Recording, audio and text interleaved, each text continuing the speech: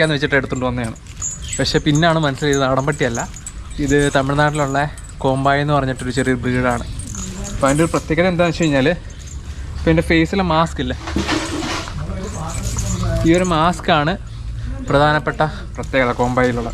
പിന്നെ ഇതിൻ്റെ ഒറ്റ കളറാണ്. പിന്നെ പ്രധാനമായിട്ട് അറിയപ്പെടുന്നത് ഇന്ത്യയിലെ തന്നെ റോഡ് വീലർ, ഇന്ത്യൻ നാടൻ റോഡ് വീലറായിട്ട് അറിയപ്പെടുന്നുണ്ട്.